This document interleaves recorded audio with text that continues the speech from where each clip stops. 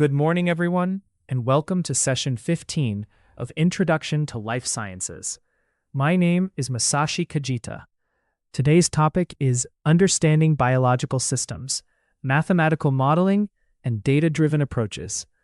Over the next 90 minutes, I want to show you two very different ways of understanding living systems, and then, at the end, how they turn out to describe the very same thing. Let me start with our goals. By the end of today, I would like you to be able to explain three things. First, the theory-driven approach, how we write the interactions between genes as differential equations, and why that leads to multiple distinct cell fates. Second, the data-driven approach, how from expression data with tens of thousands of dimensions, we can find patterns among cells. And third, the relationship between them, how the valleys of the theory and the clusters in the data point to the same cell types. One reassurance before we start. The equations are just tools for conveying ideas. You do not need to memorize them. I will start from the basics, so whatever your major, chemistry, materials, biology, or informatics, you will be able to follow. Here is the big picture in a single diagram. On the left is the theory-driven approach. We begin with a theory, use it to make a prediction, and test that prediction by experiment. It flows top-down from theory. On the right is the data-driven approach. We begin with big data, discover patterns in it, and from those patterns we form a hypothesis. It flows bottom-up from data.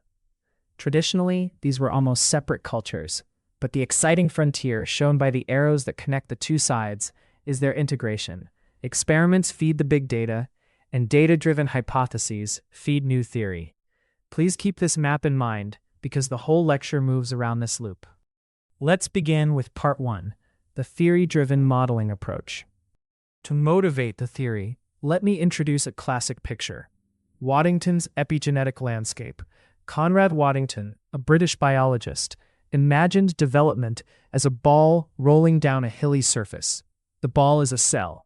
Each valley is a differentiated cell type, and each ridge, each branch point, is a moment where the cell's fate is decided. This captures two important facts about development: the diversity of cell states, and their irreversibility. Once the ball rolls into a valley, it does not spontaneously roll back out. On the left is my own version of this landscape, drawn as a double well potential. Now, Waddington's picture was only a metaphor. Our job in part 1 is to turn it into real mathematics and to answer two questions. What mechanism shapes this landscape, and what mechanism makes it irreversible? The mechanism starts at the molecular level, with gene regulation. A gene can be regulated in two ways. Positive regulation, or activation, promotes expression. Negative regulation, or repression, inhibits it. The molecules that do this are called transcription factors. A transcription factor binds to a specific DNA sequence and either promotes or inhibits transcription, the copying of DNA into RNA. Here is the crucial point, shown on the right. Transcription factors are themselves encoded by genes. So genes regulate other genes. This creates a mutual regulatory network among the genes, and it is exactly this network that gives rise to the diversity of cell states that we just pictured as valleys. Let's write this down as a differential equation. Consider the amount of one protein, which we call X. Two things happen to it. It is produced and it decays. So the rate of change of X equals the production rate K1 minus the decay term K2 times X. Production here is constant, while decay is proportional to how much is already present. That is the basic balance. Now, gene regulation is often not gradual, but switch-like, more digital than analog. We capture that with the Hill function, the fraction a to the power n over the quantity k to the n plus a to the n, where a is the transcription factor concentration and n is the Hill coefficient. As you can see on the right, the larger n is, the steeper the response, the more it behaves like an on-off switch. That cooperativity is what makes sharp, decisive responses possible. I don't want the next equation to feel like it fell out of the sky, so let me connect the pieces step by step. Step 1 is what we just had, production minus decay. The rate of change of X tells us how fast X grows. Step 2, the production is not really constant. It is controlled by a transcription factor. If that factor represses the gene, we multiply the production term by a Hill repression function, k to the n over the quantity k to the n plus y to the n. As y increases, this factor shrinks, so production drops. That is exactly what it means for y to repress x. Step 3. Now take two genes, x and y, that repress each other. Step 4. We non-dimensionalize, we rescale time and concentration to reduce the number of parameters. And we arrive at the clean equations on the next slide. So when you see that formula, remember, the fraction is Hill repression, and the minus x is decay. Here is that system, the genetic toggle switch. Two genes, x and y, each repress the other, where x and y stand for their expression levels. In non-dimensionalized form, the rate of change of x equals the Hill repression by y minus x. And symmetrically, the rate of change of y equals the Hill repression by x minus y. This is not just theory. Gardner and colleagues actually built this circuit in the bacterium E. coli and published it in Nature in the year 2000. On the right is my simulation. The striking feature is this. The initial condition decides which gene wins, and that winner is the cell's fate. A natural example is bacteriophage lambda, whose decision between lysis and lysogeny is exactly this kind of bistable switch. To analyze this system, we need two basic ideas from dynamical systems. The first is a fixed point, a point where the rate of change is zero, so the system stops changing. The second is stability. A stable fixed point returns to itself after a small push. Think of the bottom of a valley. An unstable fixed point runs away from any small push. Think of the top of a peak. In the figure, the arrows show the flow, whether x tends to increase or decrease at each point. Stable points sit where the arrows converge. Unstable points sit where they diverge. Please hold on to this valley and peak intuition, because it connects directly back to Waddington. With one variable, the flow lives on a number line, as we just saw. With two variables, x and y, the flow lives on a plane, and the arrows form what we call a vector field. To find the fixed points, we use nullines. The blue curve is where the rate of change of x is zero. On it, x does not change. The red curve is where the rate of change of y is zero. On it, y does not change. A fixed point is where the blue and red curves intersect, because there neither x nor y changes. And here is the key idea. If there is one intersection, the system is monostable, a single cell fate. If there are three intersections, it is bistable, two stable states with one unstable state in between. On the next slide, we will watch the number of intersections change from 1 to 3 as we increase the Hill coefficient. And here it is. On the left, weak mutual repression with n equal to 1. The nullines cross just once, giving a single stable state. On the right, strong mutual repression with n equal to 10. The nullines bend into an S shape, cross 3 times, and now we have two stable states. State 1 has high x and low y. Gene x is dominant. State 2 has low x and high y. Gene y is dominant. The middle state is unstable. This change in the number of states as a parameter varies is called a bifurcation, and it is, quite literally, the mathematical basis of cell fate decision. Now we can close the loop with Waddington. On the left is the double well potential. V of x and y equals the quantity x squared minus 1 squared plus y squared, with cells falling into the two wells from a Langevin simulation. On the right is the phase portrait of our toggle switch, which becomes bistable at large n. The correspondence is this. A valley in the landscape is a stable fixed point of the dynamics, and a ridge is an unstable fixed point. So Waddington's landscape is more than a metaphor. It can be made into an actual dynamical system. Let me be honest about one subtlety. Strictly speaking, this is a quasi-potential, because the toggle switch is not in general a simple gradient system. But the core intuition that valleys are stable cell types is exactly right.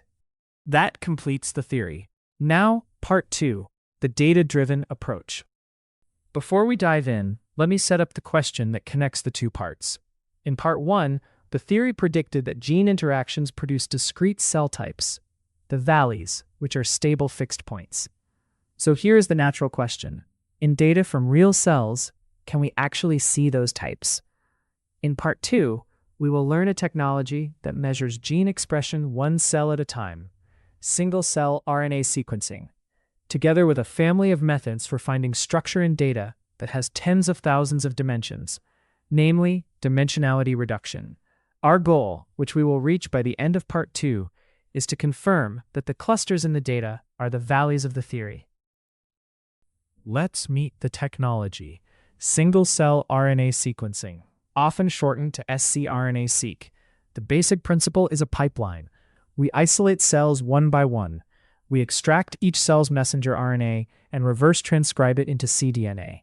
We amplify it by PCR and read it out by next-generation sequencing, and we end up with a gene expression profile for every single cell. How is this different from older bulk methods? Bulk methods measure the average over a whole population of cells. Single-cell methods, by contrast, measure tens of thousands of genes in each individual cell. The result is a large matrix of cells by genes, for example, 10,000 cells by 20,000 genes. Let's look at the properties of that matrix because they shape everything that follows. First, structure. The rows are genes, about 20,000 of them. The columns are cells, thousands to tens of thousands, and each entry is an expression level. Second, dimensionality. 20,000 genes times tens of thousands of cells is hundreds of millions of numbers, far beyond what human intuition can grasp directly. Third, sparsity. A great many of the entries are zero, because not every gene is expressed in every cell. And fourth, noise. There is technical noise from the measurement itself, plus genuine biological noise, the intrinsic variability from one cell to the next. High-dimensional, sparse, and noisy. So we face a visualization problem. If we treat each gene as one coordinate axis, then 20,000 genes means a 20,000-dimensional space. But human cognition tops out at 2 or 3 dimensions.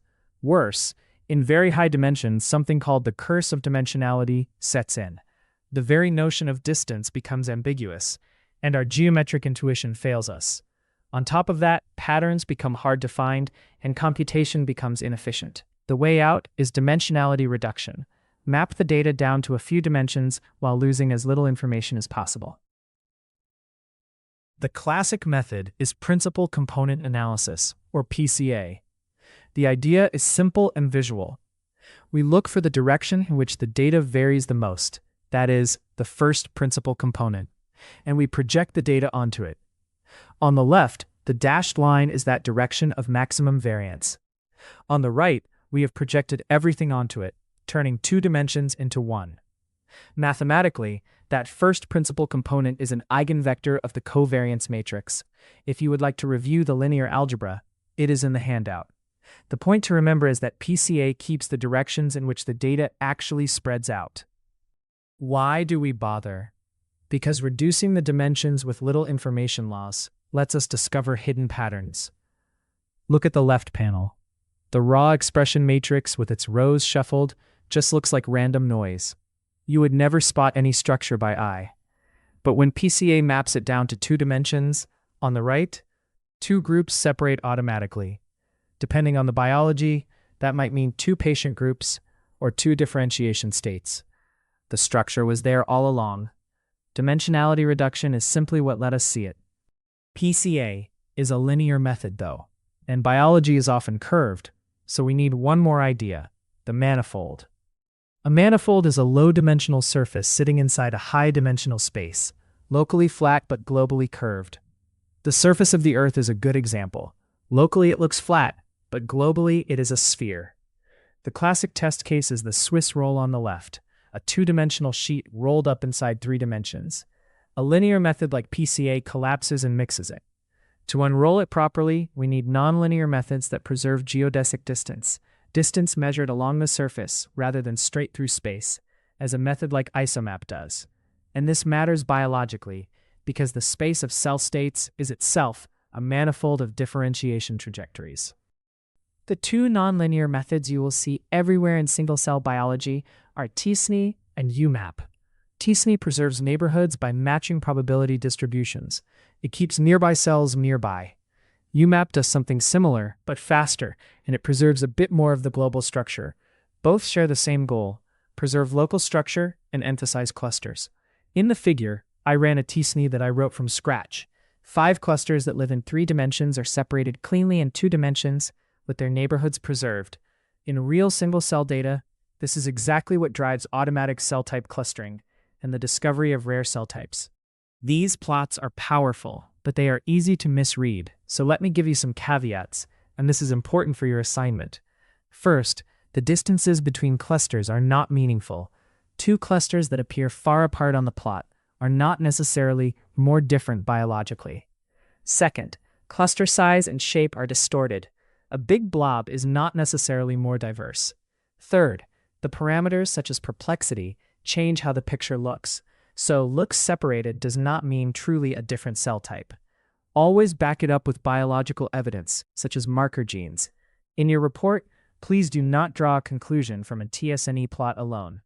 Now let's collect the payoff I promised at the start of part 2.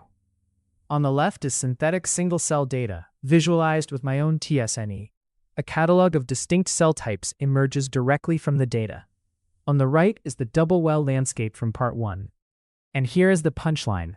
The clusters we found in the data are the attractors, valleys, of the mathematical model. The theory says a valley is a stable fixed point. The data says a cluster is a cell type, and they are pointing at the very same thing, discrete cell types. The prediction from part 1 is confirmed by the data in part 2. That brings us to part 3, integrating the theory-driven and data-driven approaches. The first example of integration is RNA velocity. So far, our data has given us a snapshot where the cells are, but not where they are going. RNA velocity adds a direction of time. The trick is to compare unspliced and spliced messenger RNA. Their ratio tells you whether a gene is being switched on or off, and from that we estimate each cell's velocity, meaning its direction of differentiation. On the left, I have sketched the idea. Assign each cell an arrow, and the arrows trace out branching trajectories. This is genuinely integrative. It adds dynamics, a flow, to a data-driven picture, and it recovers the flow on the Waddington landscape directly from real data. The original method is due to Lamano and colleagues in Nature 2018. My second example comes from my own research on leukemia. The idea combines both approaches directly. For each patient, we fit a mathematical model of leukemia cell growth, that differential equation on the slide, and we estimate its parameters by regression. The parameters, such as the decay coefficient B and the steady-state level Y star, differ from patient to patient. Then we use machine learning to classify and predict. On the left, we fit each patient's time series to estimate their parameters. On the right, we place patients in parameter space, separate responders from non-responders, and use that to predict early on how a new patient will respond. This is the integration in a nutshell. The mathematical model gives us mechanism, and the data-driven approach gives us prediction. This work was published in NPJ Systems Biology and Applications in 2022. Let me summarize. The theory-driven approach uses differential equations and dynamical systems to understand mechanism, the toggle switch leading to bistability, leading to the Waddington landscape. The data-driven approach uses dimensionality reduction and manifold learning to discover patterns, from single-cell data to cell types. The key message is that these are two views of the same phenomenon. The theory's valleys, the stable fixed points, and the data's clusters, the cell types, coincide. And the frontier is integration.